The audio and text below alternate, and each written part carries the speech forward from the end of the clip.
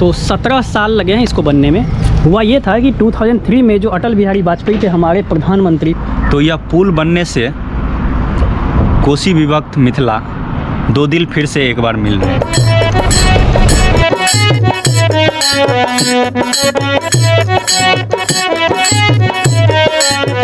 नाचला मोर जैसे पाके बदरिया, जनवा के पाई जैसे बिहसे चकोरिया, दिलवा झूमे खुशी मारे हो गोरी खुशियाँ सवारे, परदेसी आई तुम्हारे हो गोरी खुशियाँ सवारे।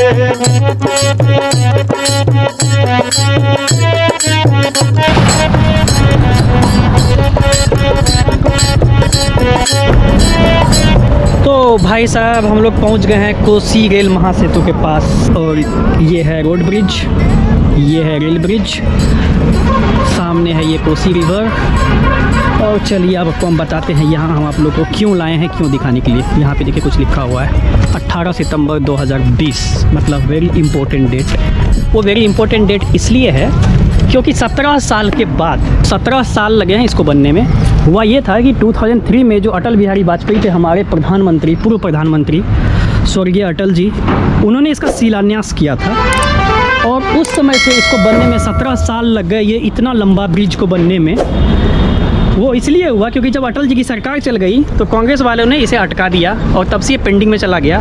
तो फिर से जब हमारे यहाँ पे फिर से मोदी जी का राज आया और इधर नीतीश कुमार थे तो फिर से उन्होंने काम शुरू करवाया, तो फिर ये कम्युनिकेशन जो है चालू हो सका। लेकिन ये जो उस तरफ मिथिला है और इस तरफ कोसी एरिया है, इसका कम्युनिकेशन भाई 84 ईयर्स तक डिसकनेक्टेड था। ट्रेन रूट मतलब चल ही नहीं रहा था। हुआ ये था कि 1934 में जो भूकंप आया था उससे पहले यहाँ पे एक ब्रिज था और वो ब्रिज बनाया गया था 1887 में अंग्रेज़ों के द्वारा। तो ये जो बिहार का उस वाला एरिया है मिथिलांचल और इस तरफ कोसी, ये दोनों को कम्युनिकेट करने के लिए ये कनेक्शन था, जो कि आप सोच सकते हो 1887 से था। लेकिन 34 का भूकंप हुआ तो भूकंप होने के बाद ये टूट गया और उसके बाद से कम्युनिकेशन बंद हो गया। तो फिर जो है इस पर कोई ध्यान नहीं दिया 84 साल तक। 84 साल के बाद फिर अटल जी, थैंक्स टू अटल जी, फिर से उन्होंने इसके बारे में सोचा। तो ये कोसी रिवर जो है इसके बारे में थोड़ा सा बताते हैं आपको। इसको बोलते हैं सप्तकोसी, मतलब इसको महासेतु इसलिए बोलते हैं क्योंकि एक तो ये 1.9 किलोमीटर लंबा है, मतलब 2 किलोमीटर के आसपास लगभग इतनी लंबी लाइन है, आप देख सकते हो। और ये सप्तकोसी जो है 7 कोसी रिवर है, छोटी छोटी 7 रिवर है जो तिब्बत से निकलती है ये कोसी, और वो 7 रिवर का जो है मिलाकर एक बड़ा सा कोसी, बड़ा सा रिवर यहाँ आकर बहुत चौड़ी हो जाती है। और लास्ट में जो है ये जाकर मिल जाती है आपको खगड़िया मानसी के पास, जो गंगा जो बहती है नौगछिया के पास, वहाँ जाकर ये मिल जाती है गंगा में। लगभग 700 किलोमीटर से ज़्यादा लंबी ये जो है कोसी नदी है। तो इसको बिहार में बिहार का सौरो कहा जाता है क्योंकि इस वजह से जो है ये पूरा एरिया जो है बाढ़ से प्रभावित हो जाता है। लगभग 6 से 7 जिला को जो है बहुत बाढ़ से डिस्टर्ब करता है। कितनी बार ऐसा हुआ कि कोसी ने अपना रूट बदल लिया, गांव के गांव बह गए, इसलिए इसको कोसी को जो है शोक बोला जाता है बिहार का। लेकिन ये रेलवे की वजह से जो बिहार का वो पार्ट है, ये पार्ट है, दोनों को कनेक्ट कर पाता है। तो ये काफ़ी इम्पोर्टेंट नदी है, काफ़ी इम्पोर्टेंट ब्रिज है, इसलिए हम आप लोग को ये दिखाने के लिए लाए हैं। तो कैसा लगा बिहार का यह ऐतिहासिक कोसी महासेतु आपको? मैं सच पूछो तो मतलब कंस्ट्रक्शन इंफ्रास्ट्रक्चर देख के तो लग रहा है कि बहुत अच्छा है, बहुत ह्यूज है। और ये कोसी नदी के बारे में बचपन से सुना था कि बिहार का शौक, बिहार का शौक, और बहुत बड़ी है नदी। यहाँ तक कि मेरे जो पूर्वज थे, जो दादाजी के पापा लोग थे, परदादा लोग, उन लोगों का घर भी यहीं कहीं आसपास था, जो कि मुझे भी पता नहीं है। बट इतना हम स्टोरी जानते हैं बचपन से कि कोसी में बाढ़ आने की वजह से उनका गाँव बह गया था तो इसीलिए वो लोग को ट्रांसफ़र होकर कहीं और जाना पड़ा।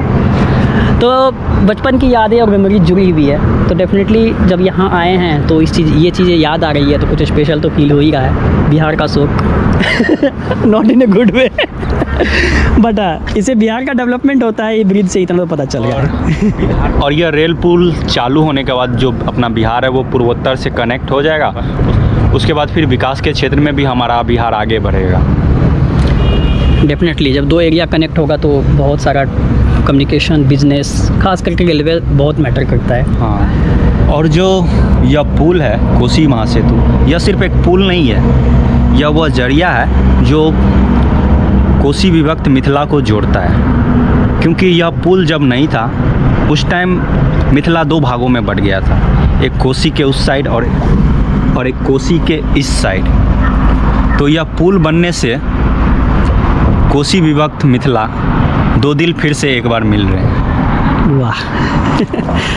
तो उम्मीद है कि आपको ये ब्लॉग अच्छा लगा होगा, लेकिन बिहार के टॉपिक के बारे में बहुत अच्छा ब्लॉग हम लेकर आने वाले हैं। और अगर चैनल पे पहली बार है तो सब्सक्राइब कर लीजिए, मज़ा आएगा आपको आगे तक।